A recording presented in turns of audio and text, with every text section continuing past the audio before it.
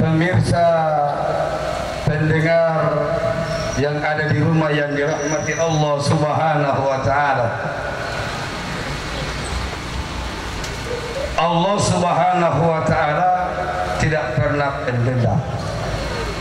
Jadi kalau ada yang minta maaf kemudian kita maafkan, maka Allah Subhanahu wa taala akan lebih cinta hamba itu. Kenapa Ustaz? Innallaha yuhibbut tawwabin wa yuhibbul mutatahhirin. Allah itu lebih suka kepada orang yang mau bertobat. Kemudian Allah lebih suka kepada orang yang mau membersihkan dirinya.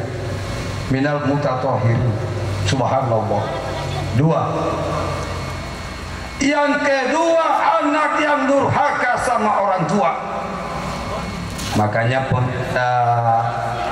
Kintali TV yang ada di rumah, pendengar Poliyama dan Memora yang ada di rumah, sungguh ini menjadi bahan renungan buat kita halal bihalal yang digelar di halaman Poliyama ini, menjadi renungan buat kita semua muslim. Kenapa Ustaz? Tidak ada gunanya kita sholat Bapak Ibu. Allah tidak akan pernah menerima sholatnya, puasanya, zakatnya. Yang pertama putus silaturahim, yang kedua anak yang durhaka, yang ketiga suami istri yang kuat makan air. Subhanallah. Memang di dalam ayat itu kita baca begini, wa asiruhunna bil ma'ruf wa in karihtumuhunna wa asantakrahu syai'a wa yaj'alallahu khairan katsira. Pilo pawalia umay boti mongobuwa walu eya. Ini catatan buat suami, pemirsa dan pendengar yang ada di rumah. Wahai suami, jangan pandang enteng istri. Kenapa Ustaz? Istri itu dijadikan oleh Allah apa? Wa yaj'alallahu khairan katsira. Bila pawalia umay mengobu atau dunia, bolo walu eya. Ma mongo walu kita upload kalau kelebihan di mongolia. Alhamdulillah.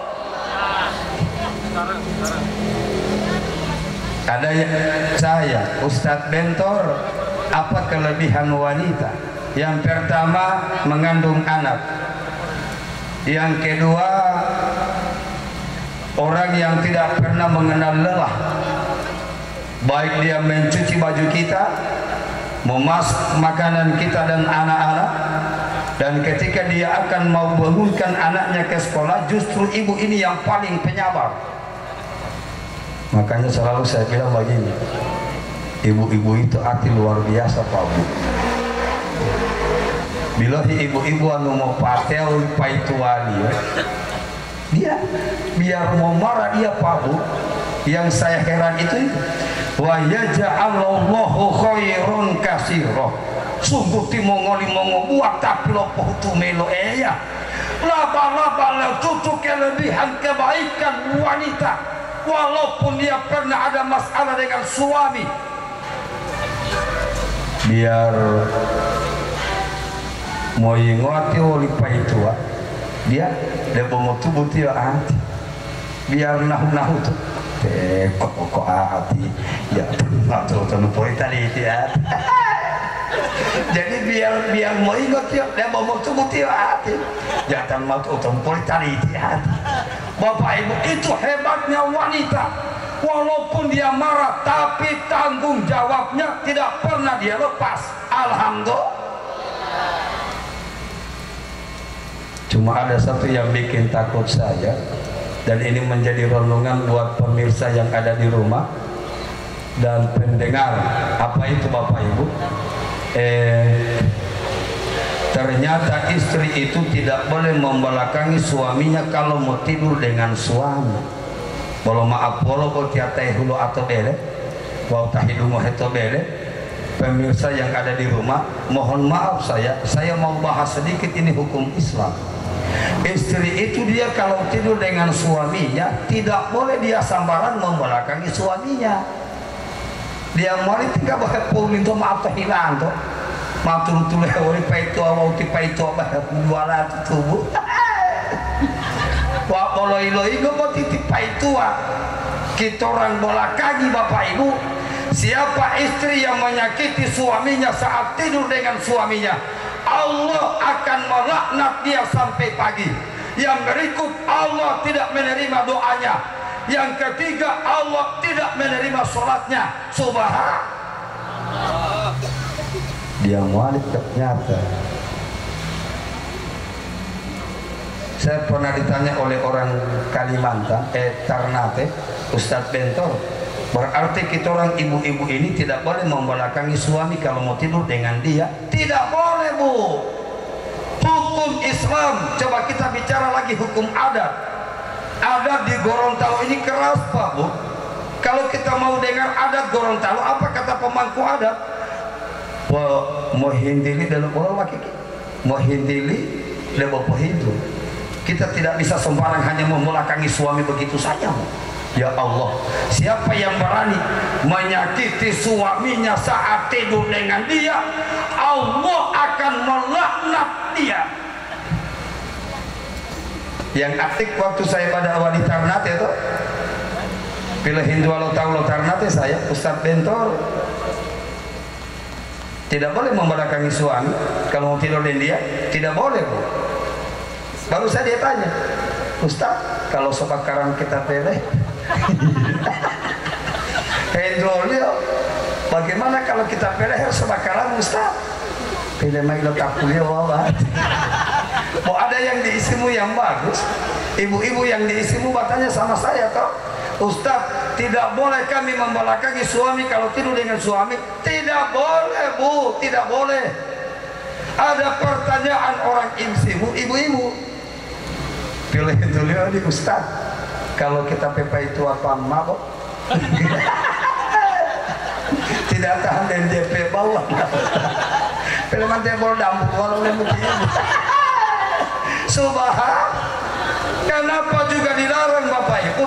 Karena orang yang mabuk itu hilang akalnya. Hilang akalnya Bapak Ibu. Makanya terlarang. Ustaz, bolehkah istri belakangi suaminya atau tidak boleh? Saya jawab sudah, Bapak Ibu boleh. Bu, boleh membelakangi suami, boleh.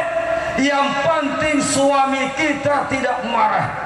Kalau suami tidak marah, maka hukum tadi tak akan pernah berlaku. Artinya begini, jangankan cuma belakangi dia, mau tidur di bawah kita orang Bu karena binau, silakan. Yang penting suami kita tidak marah. Atau mau tidur dengan anak-anak, silakan Bu, yang penting suami tidak marah. Itu tidak berdosa. Yang tidak boleh itu hekoreli ya. Heko Italia no coba harga dulu no. Kau lapat abo modi. Siapa itu maitua yang tipe itu koreker wabah modi uliu. Bayangkan dia berdosa itu langsung Allah kasih. Apa itu? Pertama, Allah tak akan pernah menerima doanya. Yang kedua, Allah tak akan pernah menerima sholatnya. Yang ketiga, Allah dan malaikat melaknati dia sampai pagi. Subhan. Memang Ramadan yang kita hadapi sekarang ini Bapak Ibu, yang hanya tinggal menghitung hari ini, momen Ramadan itu penting sekali kita buatkan halal bihalal.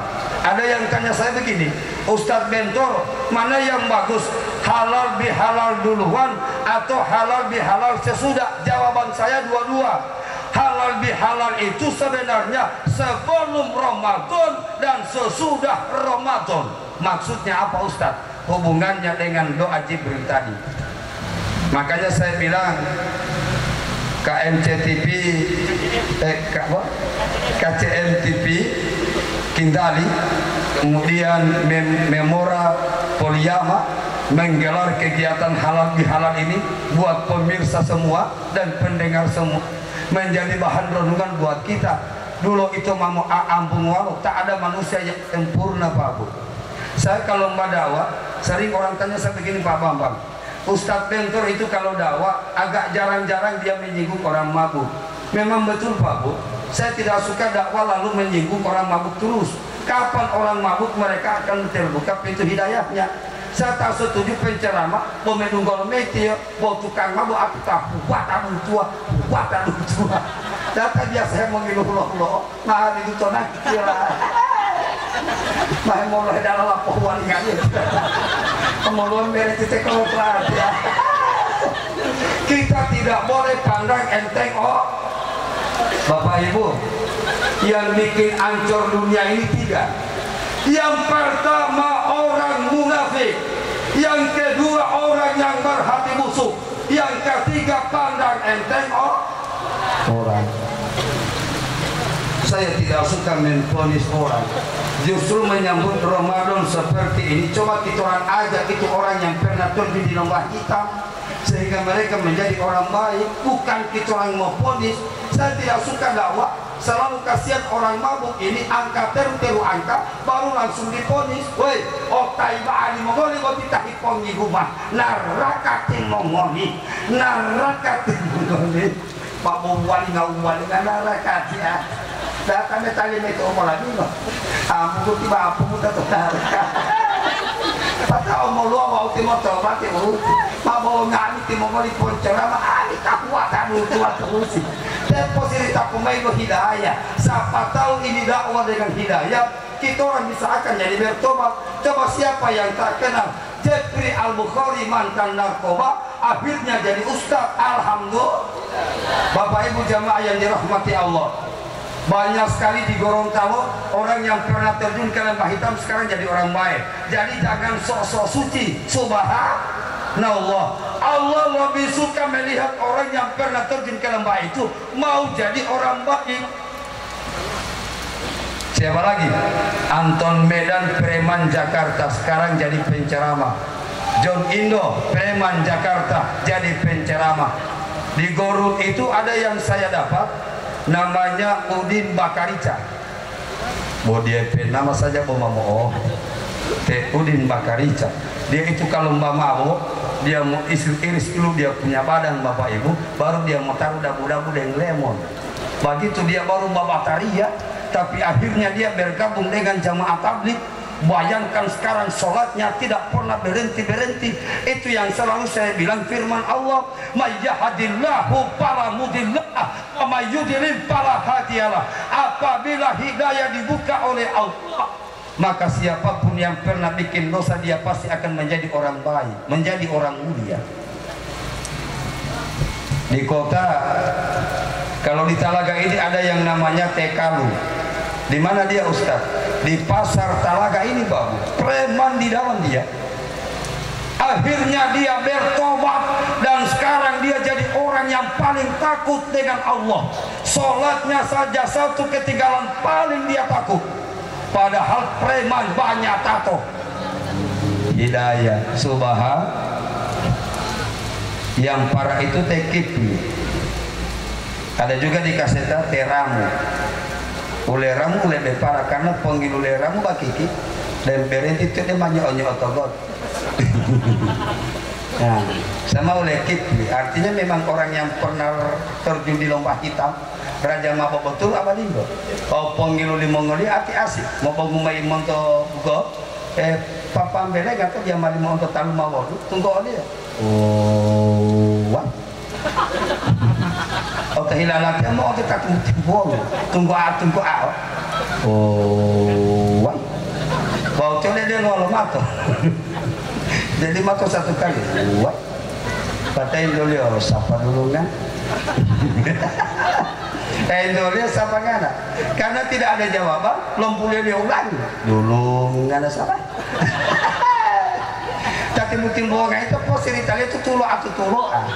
Yang pertama siapa dulu ngana, baru yang kedua dulu ngana siapa? Tapi akhirnya dia bertobat. Jangan kita sok suci Pak Bu. Jangan mendapati orang mabok, kemudian kita orang ponis mereka neraka. Tidak Pak Bu. Banyak orang pemabok tapi akhirnya jadi orang yang ahli ibadah. Alhamdulillah. Kalau oleh itu kan oleh Kipli dia pesdar kamari, dia gabung juga dengan jamaah tabligh. Baru sebelum puasa lalu dia berangkat umroh. No sampai di Mekah dia sombatawa orang yang banyak tato. Naudzubillah min dzalik. Banyak tatonya.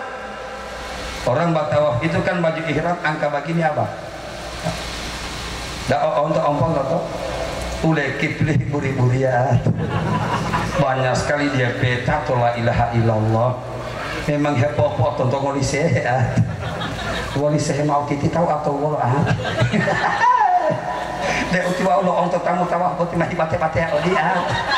Banyak sekali dia peta atau pabu. Apa tisehe bilang la ba'asa akhi, la ba'asa akhi, tidak apa, yang penting ente mau bertobat. Siapa yang banyak tato, siapa yang raja mabok, kalau dia mau bertobat Bapak Ibu, semua dia dosa akan dihapus oleh Allah. Alhamdulillah. Allah tidak pendendam, Allah tidak pendendam, Allah tidak pendendam. Bapak Ibu, pemirsa Kintali, kemudian pendengar Poliama dan Memora yang ada di rumah, sungguh kalau ada yang pernah terjun ke lembah hitam atau ada yang pernah banyak tato di badannya, kalau kita mau bertobat Bapak Ibu, Allah tak pernah dendam hambanya. Allah akan ampunkan dosanya. Subhanallah. Satu kelemahan kita di Gorontalo, toh Gorontalo putih ulah walau karlo tak ati pakiki bau susah. Panolo tak pernah ilo ngilu wau mailo tobat mako itu lo tobat dia bomampoh mata ya. Tambah hemat tabiat tagula lo tahu dia bomampoh mata ya. Tidak boleh begitu Pak Bu, itu dia PH. Biar dia raja mabok, biar dia banyak tato, tapi dia kan mau bertobat. Subhanallah. Yang bikin takut saya cuma satu. Apa itu Pak Bu? Umah hati bolomoni ai bulungan ieu Pak Bambang. Wa talallahi mu'ule beto da ibu deui atuh. Sin tulungan autis. Mah hemot tabiya wa botilan dalam lontor ibu. Jamu syukur ya boti wa mah hemot tabiya daripada wa wati awati atau dalalati ya. Ilo ngalawa mah hemot tabiya bae tagula mah hemot teh mudu. Wallahi mudu ya untuk kalba itu. Pohi mudu di bapu. Subhan. Kita tidak boleh pandang enteng orang. Hidayah itu ada di tangan Allah. Makanya abadi enggak konfo dalam untuk bukti agama. Sesungguhnya kita tidak bisa memvonis orang. Di Gorontalo kan banyak hal yang kita orang zaman dipoto deh. Hampir lah bawa orang ya betul saja ini Pak Bambang. Saya pakai baju ini kan satu-satunya mubalik yang ada di Gorontalo yang menggunakan pakaian Saudi Arabia. Teh abang bentor naga hitam ini. Ya Allah ya Rabbi. Saya berangkat haji 2007 toh. Pulang haji itu saya bawa kamar ini baju yang dari Mekah. Memang dia mali foto deh ulun taro dia. Pertama pilo makelat yang itu ulun taro mula awal. Botilang kulali peserta busana muslimat. Dan boga kan ente mula botilah. Susah di Gorontalo ini susah Pak Bu. Saya juga heran. Yang paling parah itu kan pernah saya dakwah di satu tempat tehni pulau Amon. Pulau tamelo tili aku pemain pulau tahulu lati ya. Ustaz, mari pulau tahulu tahulu lati. Kalau mau udah pengolah muti pulau talati apa piata bongo. Tiga ada pemubah piata bongo tiau. Lami ngapil talia meto maka ulen piatu bongo. Memang susah di Gorontalo zaman kotor. Makanya yang bikin hancur dunia apa?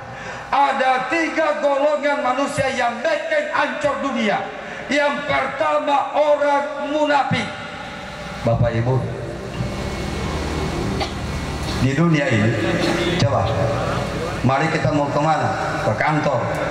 Kantor-kantor yang ada dimanapun pasti ada orang munafik di dalam. Pemirsa dan pendengar yang ada di rumah, kita orang mau pergi di pasar, banyak juga orang munafik di pasar. Kita orang di lingkungan keluarga juga banyak orang munafik di lingkungan keluarga. Di sekolah banyak juga orang munafik. Coba bagaimana itu bentuknya orang munafik? Orang munafik itu kalau ketemu kita bagus sekali orangnya. Artinya waduh gaya gagal. Sirita modelo. Oh, baru. Sirita 3 gak memang raran ya. Baru. Selesai kita orang bicara bagus begitu, baru kita orang kasih tinggal toh. Kita orang kasih tinggal kamari dia apa? Ternyata dia yang menghina-hina patoran Pak Bu. Memang munafik di atas dunia. Orang yang style baik-baik mukanya dengan kita. Waktu kita tinggalkan tempat itu, kita yang dia fitnah, kita yang dia bicara-bicara di situ Pak Bu. Siapa yang punya sifat semacam itu tak akan pernah dia menginjakkan kakinya di dalam surga. Subhanallah, jauh sekali. Satu. Yang kedua Ustaz, hati busuk. Saya pernah ditanya orang begini, Ustadz Bento, tanda-tanda orang yang punya hati busuk bagaimana? Begini Bu, Pak, ada yang duduk tuh, baru ada yang lewat. Lalu orang lewat itu kita bicara-bicara jelek dia Bapak Ibu. Siapa yang punya sifat begitu Rasulullah kasih umum di hadis, la yadkhulul jannata man kana fi qalbihi misqala jarratin min kibir. Tidak akan pernah menyentuh surga dan tidak akan pernah masuk ke dalam surga siapapun di antara hamba Allah. Bomo onto tahu tio muncul pandang ente. Makanya saya dulu waktu masih bawa Bento, saya sempat diwawancarai di Antv. Bagaimana Ustaz jadi mubalik? Saya jawab, dulu saya orang pandang enteng di Bentor. Padahal Bentor itu mulia sekali bagi saya, karena saya mencari dengan Bentor itu ikhlas luar biasa. Setelah saya temukan jadi PNS, tidak ada bedanya juga Pak Bu. Ternyata di Bentor juga senang, PNS juga senang, pengusaha juga senang, semua orang senang. Senangnya itu cuma di hati. Al-ghina ghina nafsi. Kaya yang sebenarnya adalah kaya yang ada di dalam hati. Alhamdulillah.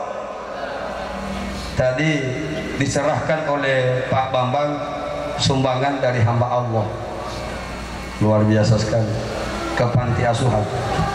Man fariha bidukhuli Ramadan haramallahu jasaduhu ala niron. Siapa yang bergembira menyambut Ramadan dengan berbagai macam amal kebaikan yang dia buat, mengaheda atioto elomo kalibi odung kalau puasa lo iya lo nabi haramallahu jasaduhu ala niron, maka mereka itu Allah haramkan ke dalam api neraka. Alhamdulillah. Ibaratnya begini Pak Bu, jadi biar kita orang ini dia mau kasih masuk di api neraka jampo Bu dilongolah Ustadz, karena kita orang amalan seduluan itu menyambut Ramadan dengan berbagai macam amal. Hati busuk. Siti Aisyah pulang dari pesta, pas dia sampai di rumah Rasulullah kasih keluar tuh, coba keluar dulu. Abah, kenapa Abah, saya baru pulang dari pesta ini, keluar dulu keluar. Coba keluarkan ada yang di mulutmu daging yang busuk. Abah, saya tidak makan daging di pesta itu. Aku tidak bilang daging di pesta, bukan. Kamu keluarkan daging yang busuk di mulutmu. Siti Aisyah ini Bapak Ibu orang yang paling takut bikin dosa, paling takut. Makanya dia keras. Abah, aku tidak bikin apa-apa. Abah, tidak Abah. Sini kamu. Keluar, buang, buka mulut. Nabi itu kan luar biasa sekali Pak. Nabi bilang buka, pas dia buka itu mulut, keluar kamari itu daging yang berurat, busuk sekali. Di situ dia berteriak, Abah, apa ini Abah, apa yang saya buat Abah, apa? Saya tidak bikin dosa, tidak. Sini kamu. Coba kamu ingat-ingat apa yang kau buat waktu di pesta. Tetap kembali ke pesta dia Pak. Bahasanya begitu. Coba apa yang kau bikin di pesta. Merenung dia.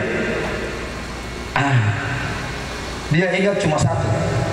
Mungkin apa mungkin ini Abah. Coba Abah. Saya tadi itu waktu duduk.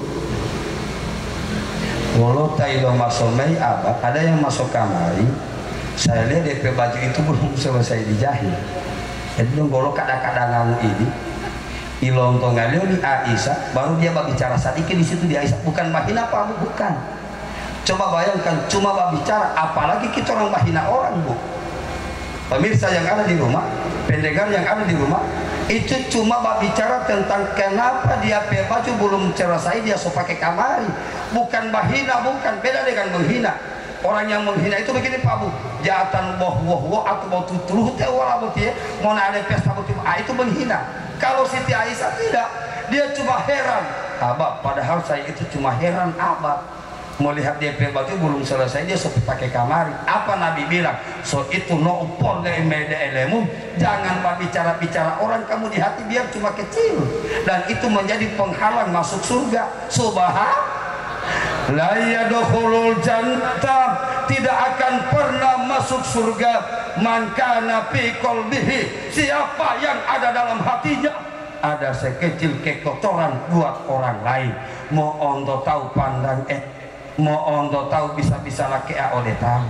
Makanya Rasulullah bilang, siapa yang membiarkan hatinya kotor, maka minumannya di hari kiamat yang Allah siapkan berupa campuran darah dan nanah yang menjadi minuman mereka di hari kiamat. Jadi mula mengilu wa ulala tahihu todela putu, tahihu todela putu, tahihu todela putu itu Bapak Ibu mula menunggu todela kiamat mengilu wa ulala. Ya ada yang parkololo katanya memang susah kelontaloti Pak Kiki. Hentoli olati Ustaz berarti malah mengilu wa ulalaan ju patahin toli aku Ustaz delong mangko mau hentolian ngolo mangko tetemo pilih malatan todah kiamat main dulu mangko magang jadi lo dorong. Jadi main dulu tetemo lah balik itu mangko. Dia akan ganti dengan apa Bapak Ibu? Dia akan ganti dengan dorong. Satu dorong habis masih ada 10 dorong. 10 dorong habis masih ada miliaran dorong. Siapa yang minum? Orang yang hatinya busuk buat orang lain. Marhaban ya Ramadan, halal bihalal dulu itu mamo ambung walo. Oh itu maksudnya. Iya, itu Pak.